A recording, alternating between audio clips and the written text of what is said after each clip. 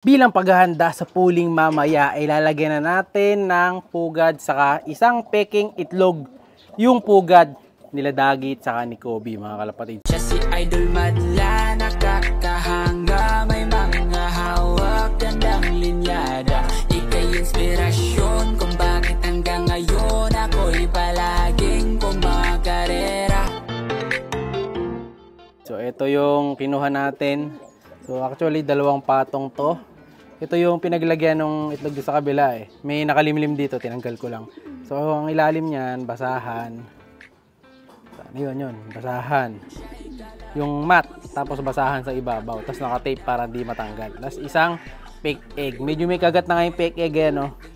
Nginat-ngat na ng daga to, mga kalapatid. Kaya kaya ngat-ngatin ng daga eh, no? Diba? Kaya nga nila to panghalatiin eh. May nakalahati na ganito. Kinain ng daga, pambira yung mga daga.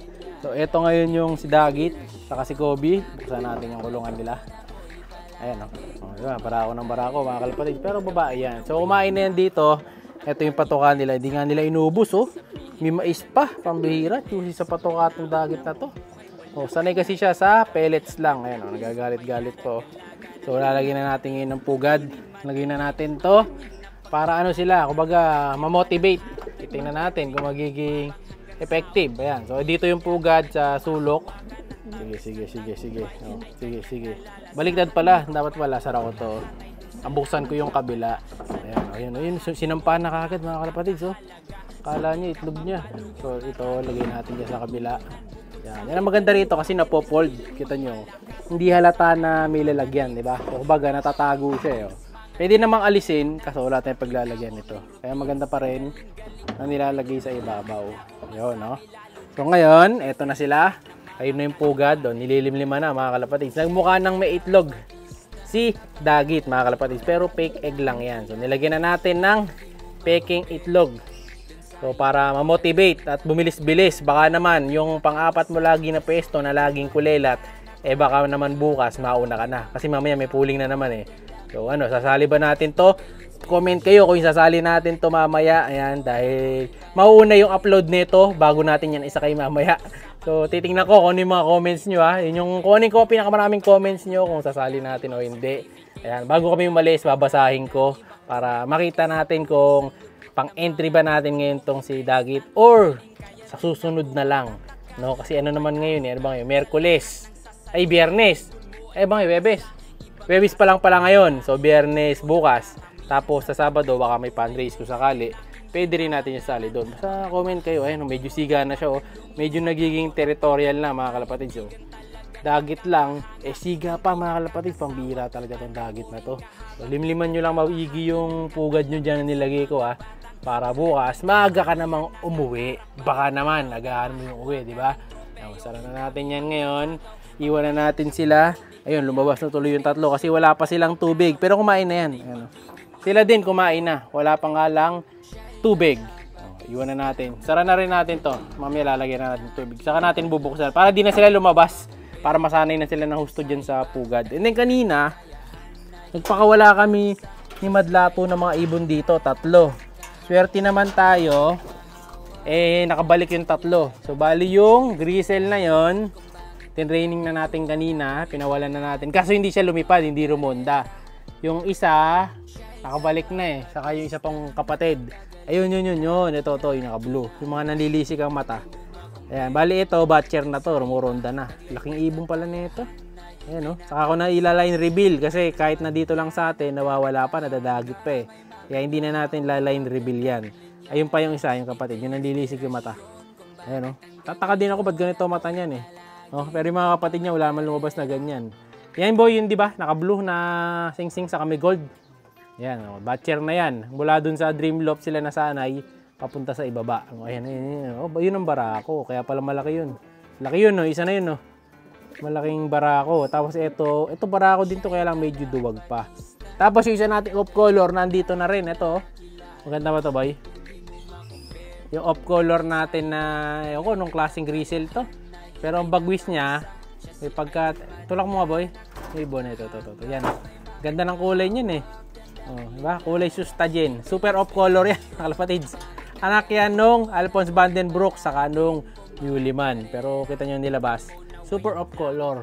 Yung kapatid niyan, eto, yung mukhang magba-black tiger grizzle, yung magkatabi sila. Ayan, oh. Super off color, gaganda ng mga kulay. Oh, ito. Yung ating mukhang magiging solid na black tiger grizzle, ayan, oh. Pang Dreambird. Pero mas maganda siguro yung iaanak doon sa kabila eh. Pag lumaki-laki na. Tapos ito yung itim. No, ito sanay na to. Bali, ang hindi na lang sanay dito, boy, yung mga naka-green na clip-ring. So, isa, dalawa na lang ba? Ah, ito may pula pa. 3, 4 pa pala. Ito siguro 5 pa pala to. Marami to, mga bagong lagay eh. Tapos meron pa dyan sa likod, no? Meron pa sa likod, 2.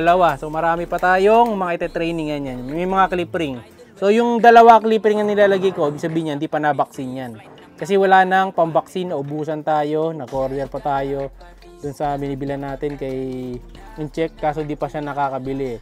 Chat daw niya ako pagka may nakuha na siya. Pero hanggang ngayon, wala pa rin chat.